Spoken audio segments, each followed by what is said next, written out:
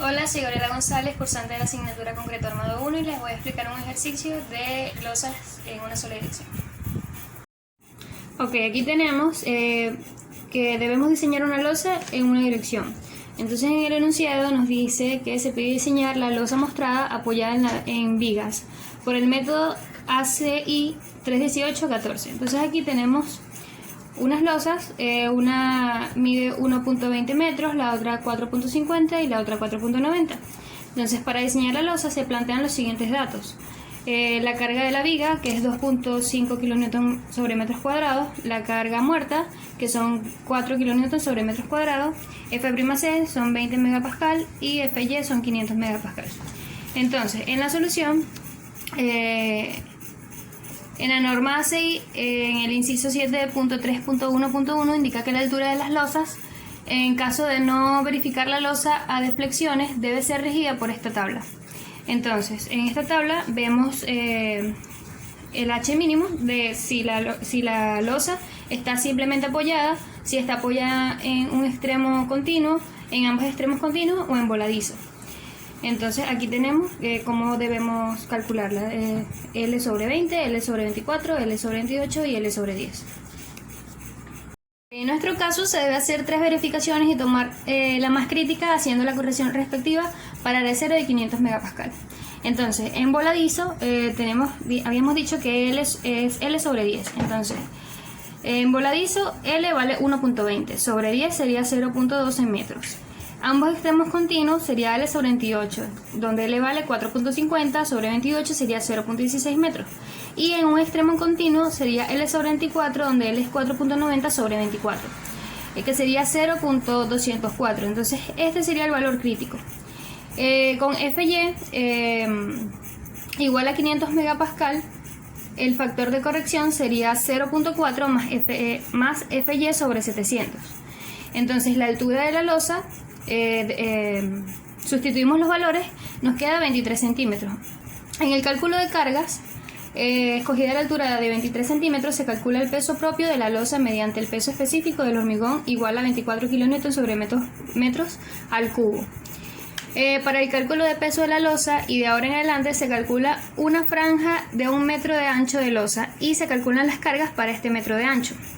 Entonces aquí tenemos otra vez el dibujo de la losa, donde ya tenemos la altura, que es 0.23 metros, 1 metro de el ancho de la losa y lo que ya habíamos tenido. Entonces el peso propio de la losa va a ser 1 metro por 0.23 por 24. Entonces el peso propio sería 5.52 kN sobre metro. Tenemos que el peso propio vale 5.52 kN sobre metro. La carga muerta, ya habíamos dicho que vale 4, y la carga viva vale 2.5 kN sobre metro. Ahora vamos a la idealización de la estructura. Luego de calculadas las cargas, se puede imaginar esquemáticamente a la losa como apoyada en apoyos fijos, como las vigas.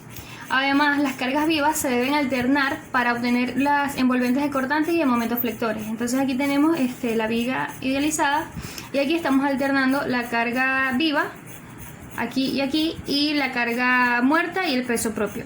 Entonces aquí tenemos 3 esquemas donde las vamos alternando. Como podemos ver en las alternancias de las cargas, la carga viva está multiplicada en todos los casos por 1.6, que está aquí, 1.6 y 1.6. Y la carga muerta más el peso propio por 1.2, que aquí se ve 1.2 por la carga muerta y el peso propio. Estos factores vienen de lo estipulado de la norma para el cálculo de elementos en estado límite último. La norma indica que las cargas deben incrementarse por estos factores para llegar a solicitar los elementos al límite. Entonces U vendría siendo igual a 1.2 por la carga muerta más el peso propio más 1.6 por la carga viva. Producto de las 3 combinaciones de la carga, calculando las solicitaciones, se generan 3 diagramas de momento flector y cortante, que superponiéndolas generan las envolventes mostradas, que son estas que tenemos acá. Aquí tenemos la carga de momento flector, el diagrama, y tenemos el diagrama de cortante. Ya calculado todo, nos da esto. Las losas llenas no suelen llevar acero resistente a cortante. Por tanto, solamente el hormigón debe absorber toda la fuerza cortante que sería BU. Entonces, la norma ASI indica que para las losas el cortante resistente, que es este que está acá, debe ser mayor o igual a BU. Y en la fórmula tenemos que el cortante resistente es igual a 0.75 por raíz de F'C sobre 6 por B por D.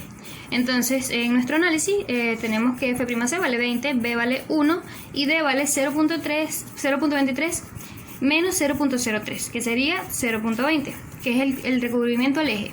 Entonces, sustituimos los valores y la cortante resistente vale 111.8 kN.